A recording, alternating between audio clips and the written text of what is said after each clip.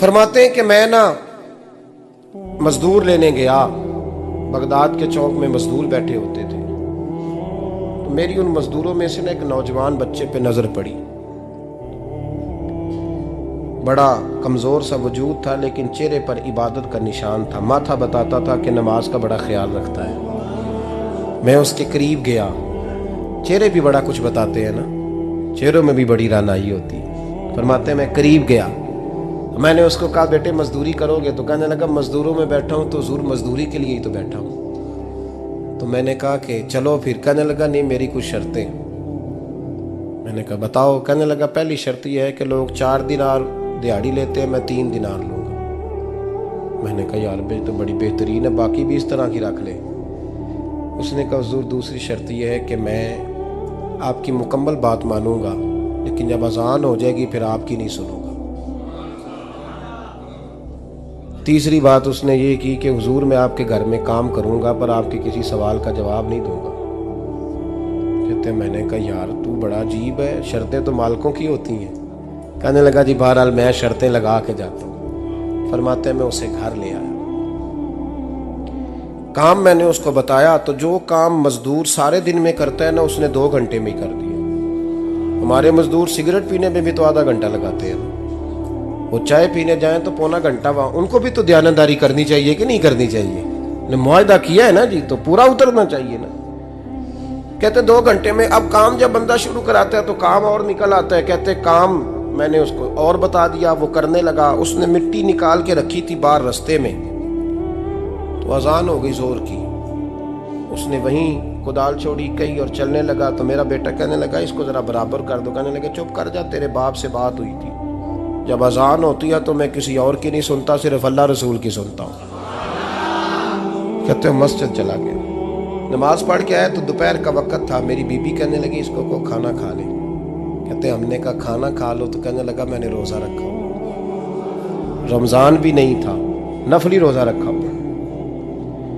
फरमाते हैं शाम हुई, मैंने 3 दिनार दिए। तो मैंने कहा तेरा नाम क्या है? कहने लगा मैंने आपसे कहा था मैं किसी सवाल का जवाब नहीं दूंगा। कहते वो चला गया। अगले दिन मैं फिर लेने गया उसे, काम कुछ और निकल आए। तो लोगों ने बताया वो सिर्फ हफ्ते वाले दिन आता है।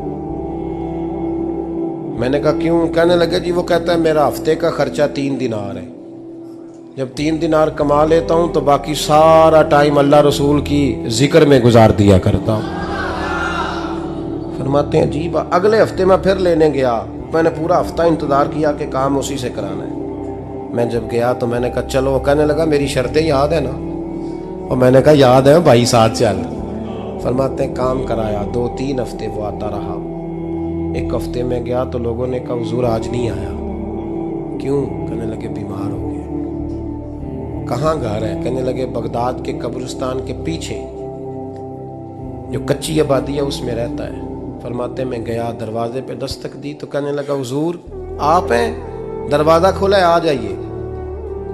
फरमाते मैं अंदर गया तो मैंने कहा तुम्हें कैसे पता चला मैं आया हूँ? कहने लगा हुजूर अल्लाह वाले हो, आप नहीं आना था, वरना अमीर तो गरीबों का पता लेने कोई नहीं आते। कहते मैं करीब गया तो कहने लगा मैं आपका इंतज़ार कर रहा था, तेज़ बुखार है, तप रहा। जेब से कुछ पैसे निकाले, कहने लगा ये पैसे रख लें। एक अंगूठी निकाली, कहने लगा हुजूर आज रात को मेरा इंतकाल हो जाएगा, इन पैसों का कफन खरीद के सुबह जनाजा पढ़ के मुझे दफन कर देना, और जब दफन करो तो ये अंगूठी लेके असर के बाद हारून रशीद के पास जाना। आप उसे कहना मैंने मिलना है पर वो आपको टाइम नहीं देगा। आप उसको आवाज़ दीजिएगा कि तेरी एक अमानत है मेरे पास, फिर वो आपसे मिलेगा तो अंगूठी दे दें, फिर आप मेरी तरफ से फारिग हैं। हज़रत फरमाने लगे तेरा नाम? और कहने लगा हुजूर वक़्त थोड़ा है, आज रात मैंने जाना है, बड़ी लंबी माफ़ी मांगनी है रब करीम से, अगर मुनासिब समझे तो मुझे अपने रब से तन्हाई कर दे दें। फरमाते हैं मैं आ गया पर उसकी बातों ने मुझे सारी रात सोने नहीं दिया। फरमाते हैं सुबह बड़ी मुश्किल से सूरज निकला, मैं गया दरवाजे पे हाथ रखा तो दरवाज़ा खुला हुआ था। अंदर दाखिल हुआ तो खुशबुएं मेरा इस्तकबाल कर रही थी। जब चेहरे से कपड़ा हटाया तो उसका तो इंतकाल हो चुका। इंतकाल हो चुका है, ऐसे है जैसे किसी का दीदार करके सोया। कहते मैं तो 2 आदमी ले गया था जनाजे पे, पर पता नहीं दुनिया किधर किधर से आई, कहां कहां से। अखां जदों मीटियां जमाना मैनू रोवेगा, अपना ते अपना बेगाना मैनू रोवेगा। फरमाते हैं मैं तो 2 बंदे ले गया था, पर पता नहीं मखलूक कहां कहां से आई। जनाजा पड़ा, दफन किया।